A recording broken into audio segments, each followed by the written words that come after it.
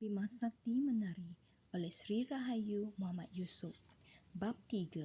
Sungai Rahsia. Nurul Hafsah teringin benar untuk bercakap panjang dengan abangnya Budiman. Namun, abangnya itu kini sedang berkhemah di Taman Rimba Templar bersama-sama budak-budak pengakap di bawah seliaannya. Jadi, Nurul Hafsah memutuskan untuk melakukan kajian terlebih dahulu sebelum membuka mulutnya secara melulu. Dia tidak mahu gopoh bertanya tanpa sebarang sokongan fakta dan kajian terlebih dahulu.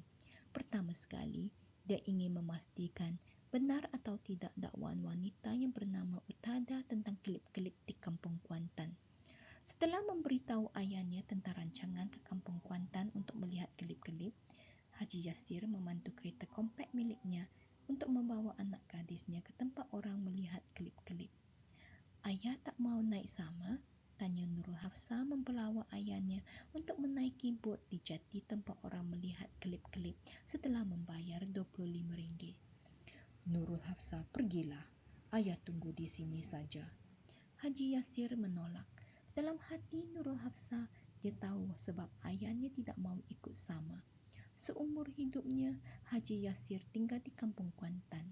Tidak pernah ayahnya ke mana-mana selain ke Tanah Suci Mekah. Pada zaman mudanya, ayah pernah berakit sambil menjala di Kampung Kuantan dan kelip-kelip itu umpama teman yang beliau sendiri tidak sedar akan harganya dalam bentuk wang ringgit. Bagi Haji Yasir, dia tidak pelik dengan kelip-kelip sehingga dia perlu membayar RM25 untuk menaiki bot bagi melihat serangga itu. Nurul Hafsah sendiri bukan tidak pernah melihat kelip-kelip. Akan tetapi Nurul Hafsah tahu si ayah faham bahawa anaknya itu ada hajat dan tujuan tertentu sehingga ingin berakit di Kampung Kuantan pada malam-malam begini. Hati-hati, Haji Yasir mengingatkan. Nurul Hafsah mengucup tangan ayahnya setelah mengenakan jaket keselamatan dan berjalan menuju ke sebuah bot yang sedia menunggu. Sepasang pelancong orang putih sudah duduk di dalam bot yang hanya boleh memuatkan 5 orang termasuk pengemudi bot. Pengemudi bot yang bernama Basiron menasihatkan para penumpangnya supaya bercakap perlahan-lahan dan jangan menggunakan kamera berlampu kerana kelip-kelip sangat peka dengan kehadiran manusia dan tidak gemar akan cahaya. Bot kecil berenjin motor elektrik itu berbunyi nada rendah di tengah malam dengan air sungai berkocak-kocak kecil. Dalam imajinasi Nurul Hafsah, dia nampak kelip-kelip terbang dalam satu kumpulan dengan jumlah yang berjuta-juta ekor dan melakukan kerelipan secara serentak. Suatu pemandangan yang amat hebat. Namun, Nurul Hafsah berasa kecewa bahawa hayalan itu tidak menjadi kenyataan. Hal yang terjadi ialah pengemudi bot itu membawa mereka sehingga ke tepian sungai yang lebat dengan pohon berembang, jauh dari jati. Lelaki berusia 30-an itu mematikan enjin bot dan mereka menunggu sehingga beberapa ekor kelip-kelip muncul. Namun, menunggu kehadiran serangga yang menghasilkan cahaya melalui proses biokimia itu bagaikan menunggu kehadiran tetamu yang sangat pemalu. Setelah menunggu beberapa lama, barulah kelihatan lagi beberapa ekor. Cahaya beberapa ekor kelip-kelip itu tidaklah terang dan kerelipan yang dihasilkan tidak kekal sepanjang masa kelip-kelip terbang. Akhirnya, Nurul Hafsah menerima kenyataan bahawa impiannya untuk melihat kerelipan kelip-kelip secara sinkronasi tidak akan tercapai. Mungkin inilah yang dialami oleh kanak-kanak dari Jepun itu. Mereka terbang beribu-ribu batu jauhnya dan hanya dapat menyaksikan kelip-kelip yang cahayanya separuh mati kerana bilangannya yang sedikit. Nurul Hafsah bersedia untuk pulang dengan kekecewaan. Tiba-tiba, Nurul Hafsah ternampak satu cabang sungai yang melencong dari arus utama yang bermula dari kampung Bukit Belimbing. Pecahan sungai itu kecil sahaja dan hampir ditutupi rimbunan pohon-pohon berembang yang tebal. Sungai itu menyusur terus ke dalam kegelapan sehingga entah ke mana-mana. Namun, Basirun si pengemudi bot langsung tidak menunjukkan bahawa dia berniat untuk membawa bot menyusur cabang sungai yang gelap itu. Encik, kenapa kita tidak boleh masuk ke sana?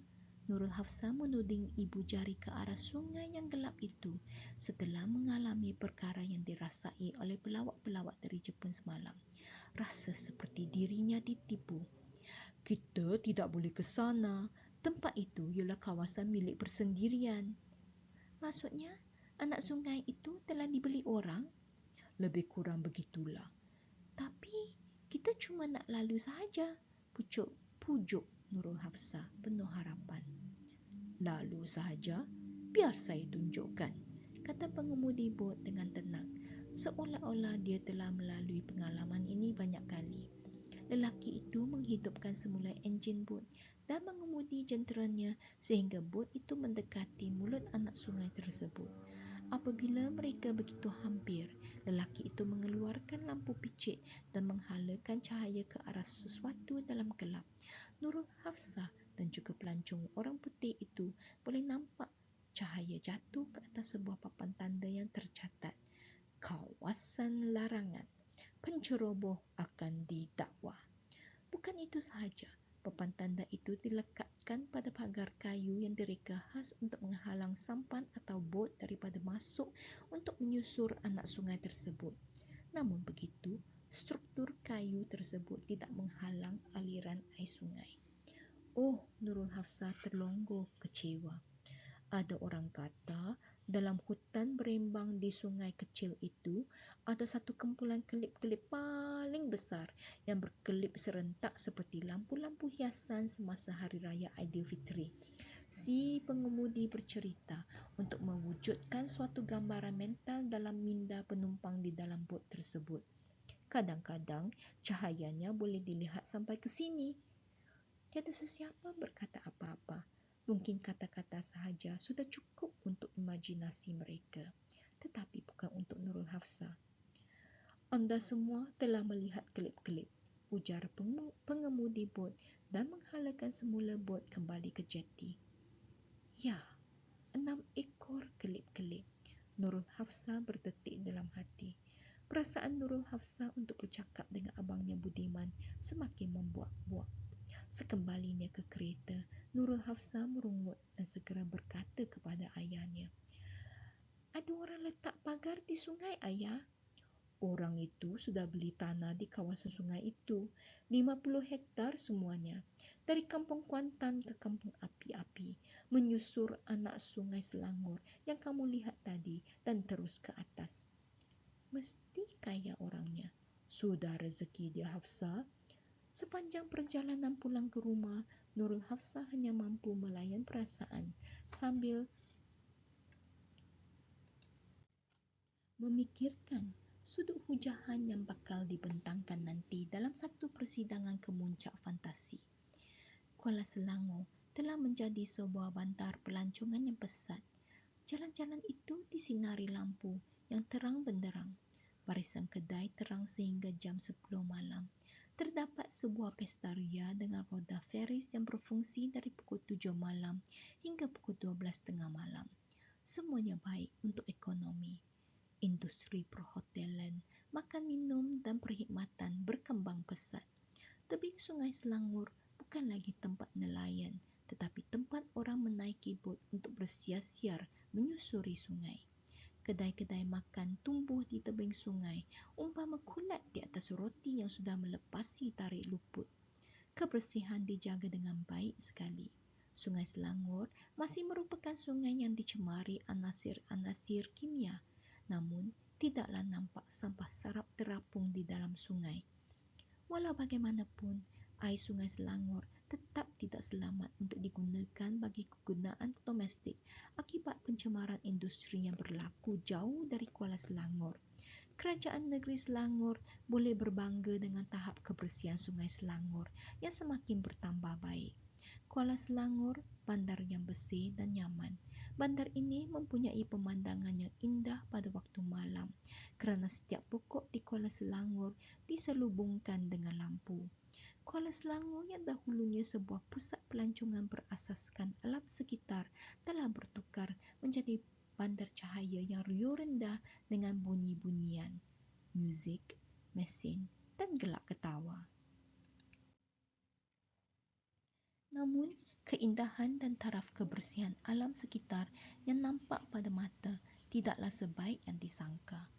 Pencemaran rupa-rupanya telah berlaku dalam senyap yang jarang-jarang difikirkan kecuali oleh orang yang melihatnya daripada kacamata profesional dan saintifik. Mungkin juga keprihatinan terhadap kesan pencemaran cahaya hanya akan dirasai oleh mereka yang mempunyai sensitiviti yang tinggi terhadap tanggungjawab memelihara semua entiti ciptaan Allah termasuklah kegelapan malam. Nurul Hafsah pulang ke rumah dengan murung. Dia mengelamun di tepi tingkap.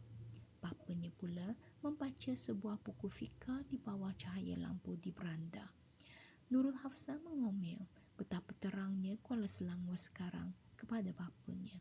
Bukan sahaja pemandangan di Balai Cerap, bahkan peristiwa tersingkap Sungai Rahsia di Kampung Kuantan juga mengecewakan Nurul Hafsah. Barulah Nurul Hafsah sedar dari rumahnya yang terletak sejauh 15 km dari pusat pentadbiran Kuala Selangor. Nurul Hafsah masih tidak dapat melihat langit dengan puas. Perkara yang sedemikian terjadi kerana ayahnya telah memasang lampu 7 yang kuat di setiap penjuru rumah. Sungguh pelik. Dengan hanya 8 biji lampu 100 watt akan menyebabkan seluruh langit yang luas dalam bidang penglihatan mata kasar manusia tidak kelihatan lagi. Kenapa ayah pasang lampu terang di sekeliling rumah? Nurul Hafsah bertanya. Kampung ini sekarang banyak pencuri. Ayah simpan macam-macam peralatan di bawah rumah. Mesin rumput, kereta sorong, penyodok dan mesin racun. Kalau ada lampu terang, susahlah sikit untuk mereka mencuri harta benda ayah. Minda Nurul Hafsah berputar ligat memikirkan penyelesaian masalah tersebut. Penyelesaian yang tidak difikirkan oleh Budiman kerana abangnya itu bukan peminat langit sepertinya. InsyaAllah, apabila saya sudah mendapat gaji, saya akan bina sebuah bilik stor untuk ayah simpan peralatan-peralatan berkebun. InsyaAllah Hafsah, syukur Alhamdulillah, Haji Yasir berkata.